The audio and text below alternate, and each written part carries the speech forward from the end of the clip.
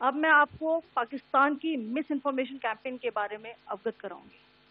पहला, पाकिस्तान ने यह क्लेम किया कि उसने अपने JF-17 से हमारे S-400 व ब्रह्मोस मिसाइल बेस को नुकसान पहुंचाया, जो कि बिल्कुल गलत है। दूसरा, उसका यह भी मिस इन्फॉर्मेशन कैंपेन था कि हमारी एयरफील्ड, जो कि सिरसा, जम्मू, पठानकोट, बठिंडा, नलिया और भुज में है, ये उसका मिस इन्फॉर्मेशन भी बहुत गलत है। तीसरा, पाकिस्तान के मिस इन्फॉर्मेशन कैंपेन के मुताबिक हमारे एम्यूनिशन डम्प्स जो चंडीगढ़ और बियास में है, उसका डैमेज हुआ, यह भी बिल्कुल गलत है। हमने आपको मॉर्निंग ब्रीफिंग में बताया था विद फैक्ट्स एंड फिगर के साथ कि ये सारी चीजें बिल्कुल सही सलामत हैं।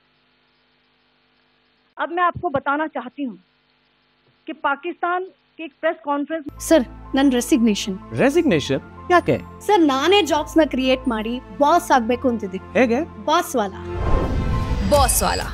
बी द बॉस में ये बात की गई थी कि उनके सीनियर मिलिट्री ऑफिसर्स, जो कि पूरी तरह से ये भ्रामक है और तथ्यों से दूर है, कि पाकिस्तान की ओर से ये झूठा आरोप भी लगाया जा रहा है कि भारतीय सेना ने मस्जिदों को नुकसान पहुंचाया।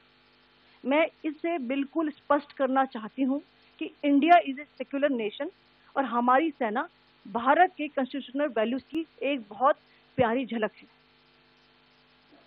इंडियन आर्म फोर्सेस ने पाकिस्तान को बहुत भारी नुकसान पहुंचाया, उनके मिलिट्री इंफ्रास्ट्रक्चर को, चाहे वो लैंड एसेट्स हो या फिर उनके एयर एसेट्स।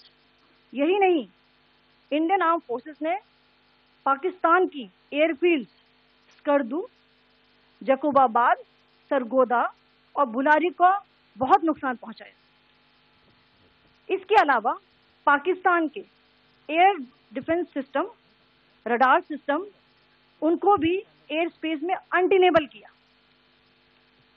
यह भी बताना चाहती हूँ कि लाइन ऑफ कंट्रोल के पास पाकिस्तान के command and control, logistic installation और उनके मिलिट्री इंफ्रास्ट्रक्चर, मिलिट्री पर्सनल का इतना भारी नुकसान हुआ कि पाकिस्तान की ऑफेंसिव व डिफेंसिव कैपेबिलिटी को नष्ट कर दिया गया।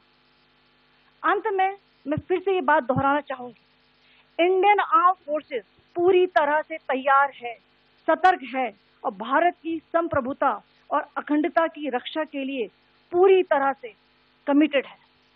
धन्यवाद। जय हिंद।